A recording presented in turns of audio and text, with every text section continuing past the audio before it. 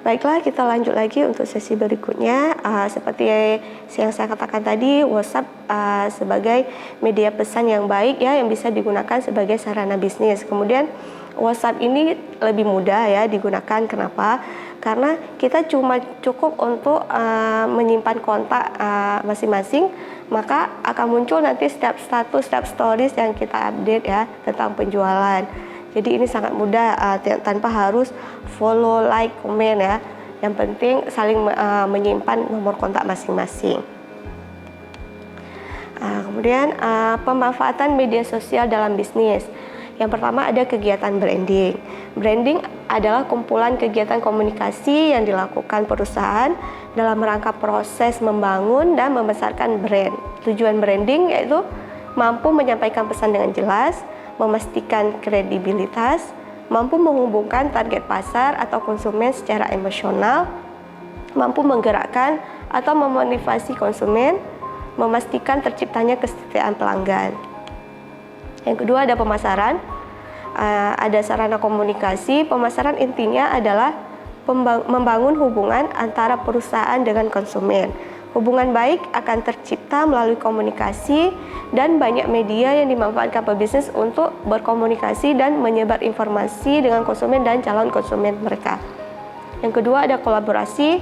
Bila dulu konsumen hanya menerima informasi searah dari produsen tentang produk dan jasa yang mereka tawarkan, kini lewat media sosial seperti Facebook, ya, Twitter, konsumen dapat menyuarakan ketidakpuasannya, mengusulkan ide, memberikan komentar, atau berpendapat dengan bebas. Jadi ada dua arah ya, bisa dua arah secara online. Kemudian ada hiburan yang membuat media sosial menjadi menarik dan disukai masyarakat adalah sifatnya yang menghibur. Jadi masyarakat lebih suka membaca status di Facebook daripada harus membaca iklan. Nah, kemudian komunikasi pasar mewakili interaksi pelanggan dengan merek dan lebih umum dengan pendekatan pemasaran secara massal. Misalnya dalam dunia nyata, komunikasi pasar cenderung satu arah ya, dari perusahaan kepada pelanggan. Kalau di dunia online, komunikasi pasar menjadi jauh interaktif dua arah. Jadi ada feedbacknya antara perusahaan dengan pelanggan. Kemudian tujuan dari usaha komunikasi pasar yaitu pertama supaya komunikasi lebih efektif dan efisien mencapai audiens sasaran. Yang kedua memenangkan persaingan.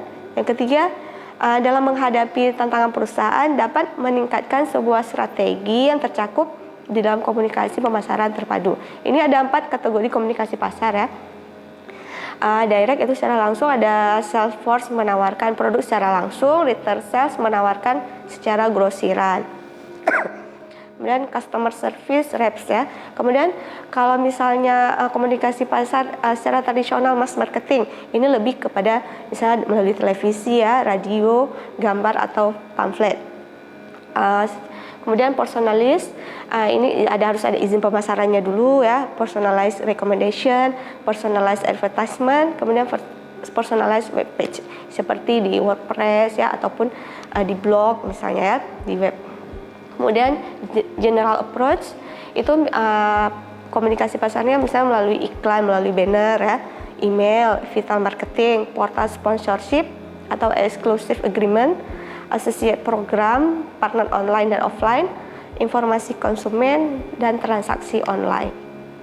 Ini contoh-contoh perusahaan yang eksis di media sosial sebagai sarana bisnisnya. Ada Pepsi, ada Starbucks, ada Nike, ada McDonald, ada Nu Skin untuk skincare, dan ada Herbalife untuk hidup sehat dan lainnya. Untuk unsur pokok corporate branding, ini istilah corporate branding mengandung 3 unsur. Yang pertama ada brand experience, yang kedua ada brand image, yang ketiga ada brand management.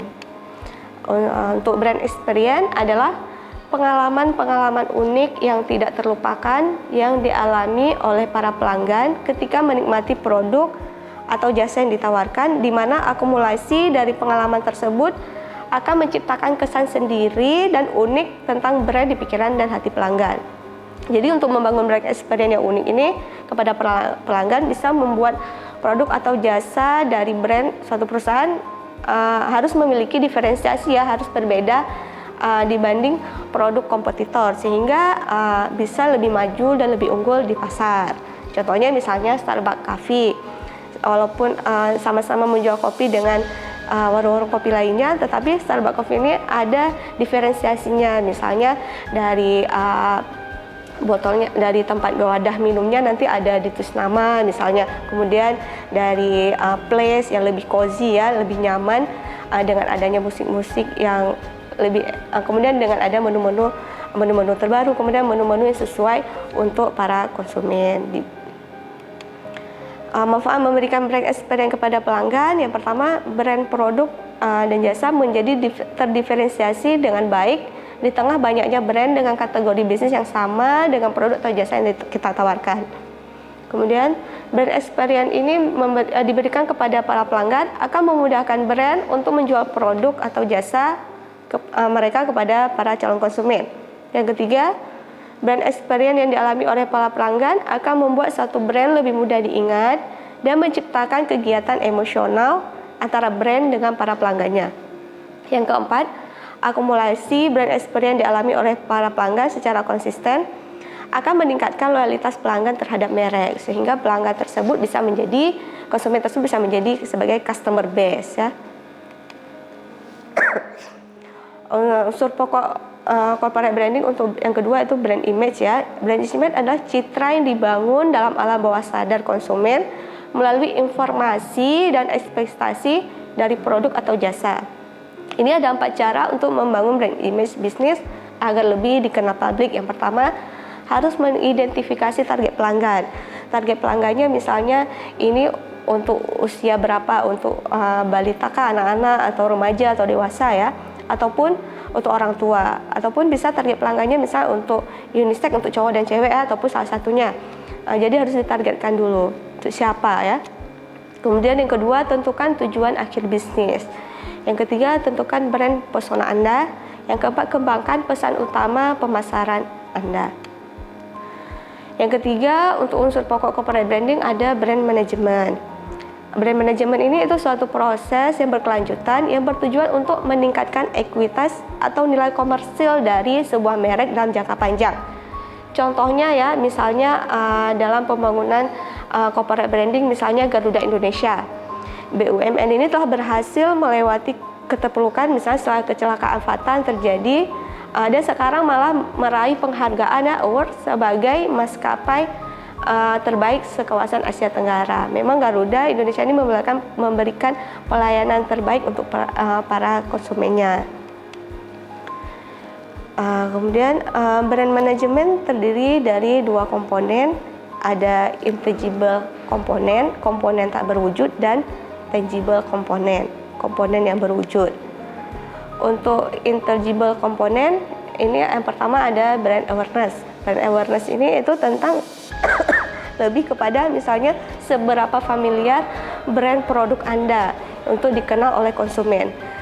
Karena konsumen tidak akan membeli ya suatu produk sebelum dia mengetahui atau familiar dengan brand tersebut. Yang kedua ada brand equity. Brand equity ini itu tentang pengalaman konsumen membeli satu produk, yaitu berdasarkan pengalaman ya, berdasarkan persepsi dan asosiasi. Kemudian brand loyalty ini seberapa loyal konsumennya. Misalnya konsumen sudah membeli produk tersebut, sudah mengenal produk tersebut, kemudian dia akan membeli ulang sehingga dia akan loyal, konsumen tersebut akan loyal terhadap brand produk Anda, sehingga konsumen tersebut menjadi customer base ya. Yang keempat ada brand recognition. Brand recognition ini lebih mencakup kepada misalnya tentang bagaimana seberapa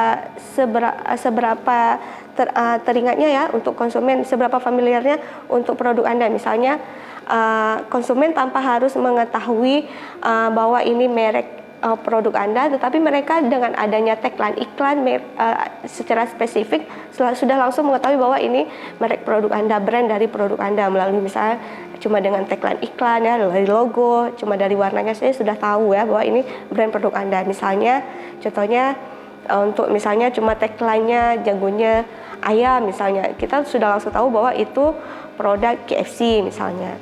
Kemudian yang kelima ada brand reputation. Brand reputation ini lebih kepada reputasi terhadap publik ya, untuk brand produk Anda. Misalnya untuk produk makanan misalnya ya, produk makanan. Maka produk makanan tersebut yang dikemas secara apa adanya dengan yang dikemas dengan yang baik, itu mana lebih tertarik untuk konsumen. Pasti para konsumen akan lebih tertarik dengan produk-produk makanan yang misalnya dikemas secara baik, secara harus steril lah, harus sehat, dibanding dengan yang apa adanya. Inilah yang dikatakan dengan intangible component. Oke, kita break sebentar dan akan kembali lagi setelah pesan-pesan berikut ini.